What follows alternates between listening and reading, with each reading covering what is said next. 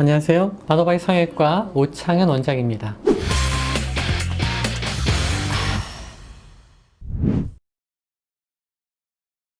무턱하면 보통 이제 두 가지를 생각하실 수가 있겠죠. 평균보다 턱의 길이가 좀 짧은 분하고 턱의 위치가 좀 안쪽으로 들어가 있는 분. 그 두 가지 케이스가 될 거고요. 일반적으로 무턱이라고 했을 때 또 다른 분류 기준은 치아와의 연관성입니다. 위아래 치아가 이렇게 정상적으로 만났을 때는 위치아가 아래 치아를 살짝 덮고 있겠죠. 무턱이라고 얘기하는 것 중에서 이 턱 끝이 발달이 안 된 분도 있지만 이 턱 전체의 발달이 안 된 분 같은 경우는 치아가 굉장히 깊게 이렇게 들어가 있겠죠. 그래서 치아의 교합상의 문제점을 포함하고 있는 무턱과 교합상의 문제를 포함하지 않은 무턱, 두 가지 종류를 이제 기능적으로 본다면 구별할 수가 있겠죠.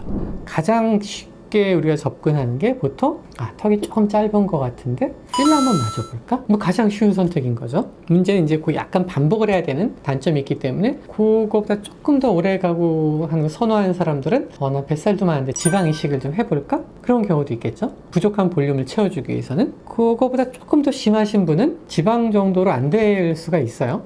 그럴 때는 보형물을 사용하는 분도 있겠죠. 코에 흔히 보형물 쓰듯이 턱도 볼륨을 만들어서 보형물을 쓰는데 그런 경우도 있을 거고요. 마지막으로는 역시 내 몸에 인공적인 물질이 들어온 게 싫고 한 번의 변화로서 완성형에 최대한 가까운 변화를 가고자 할 때는 이 앞쪽만 움직일 수 있는 무턱수술도 있으니까 그거는 상황에 따라 선택지가 좀 다양한 편입니다.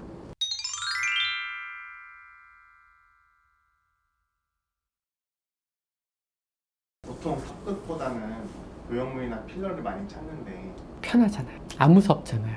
뼈 하면은 보통 무섭거든요. 그래서 가능하면은 뼈를 안 움직이고 할 수 있는 방법 중에서 대안이 없을까를 고민하시겠죠. 그래서 그 선택들이 이제 필러라든지 뭐 간단한 보형물이라든지 그런 쪽이 되겠죠. 그럼 보형물이나 필러는 단점이 따로 없나요? 뭐 단점이 없는 건 없고요. 상황에 잘 맞게 해야 되겠죠. 턱의 변화를 만드는데 보형물로 감당할 수 있는 변화가 있고요. 그 범위를 넘어서는 변화가 필요할 때는 보형물이 좀 문제가 되는 케이스가 있거든요. 그런 것들이 이제 경험 많은 선생님들의 눈과 판단이 좀 필요한 이유죠. 뭐 굳이 따진다면 어떤 걸 가장 선호하시나요? 턱끝 수술이 완성도는 제일 높은 것 같아요. 턱끝을 움직여서 모양을 맞춰주는 거 제일 완성도는 높은데 아까 말했듯이 판단이 애매하신 분들 있잖아요.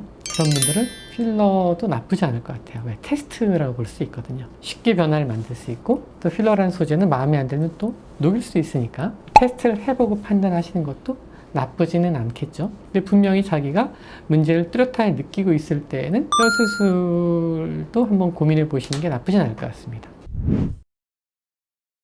당연하죠. 보형물의 또 하나의 단점 중에 하나가 아무래도 경계가 좀 만져지는 거거든요. 조금씩은 선이 브레이크 되는 포인트가 생겨서 조금 불편할 수 있어요. 근데 그 부분이 싫은 사람들, 굉장히 그런 거가 시각적으로 발달되신 분들은 그런 것도 좀 주의를 선택을 해야 되겠죠. 말씀드린 대로 턱이 작거나 뒤에 들어가 있을 때 가장 흔히 느끼는 게 입이 나와 보인다거나 턱과 목 사이의 공간 부족을 해서 이쪽이 자꾸 좀 답답한 느낌, 두턱이 쉽게 지는 느낌이 생긴단 말이죠. 그런데 이제 이 무턱이나 턱이 뒤로 들어간 경우 사실 측면 모습에서 더 뚜렷하게 나타나는데 측면은 내가 볼 수 있는 사실 각도는 아니거든요. 무턱이라고 했을 때 조금 더 예민하게 느끼시는 분들은 살짝 들어간 경우보다는 좀 짧은 경우, 그건 정말 잘 보이니까 본인이 금방 알아채시는 거예요.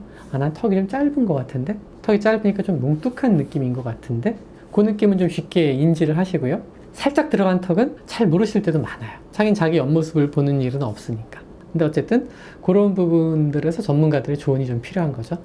자가진단법은 말씀드린 대로 턱의 길이에 대한 문제, 입과 턱과의 관계, 턱과 목 사이의 관계를 통해서 본인이 내가 불편함을 느끼느냐 안 느끼느냐. 아무리 무턱이라 하더라도 전혀 불편한 게 없으면 수술을 하실 이유가 없죠. 네, 오늘은 무턱 수술에 대해서 같이 이야기를 나눠봤는데요. 치아의 기능적인 문제가 아니라 단순히 미용적인 목적의 무턱 수술이라면 그걸 해결하는 방법은 다양하게 존재합니다. 다만 모든 방법이 무턱의 정도에 관계없이 다 적용할 수 있는 건 아니기 때문에 한번 병원을 찾으셔서 전문가와 상의를 한번 해보신다면 더 좋은 방법을 확인하실 수 있을 것 같습니다. 감사합니다.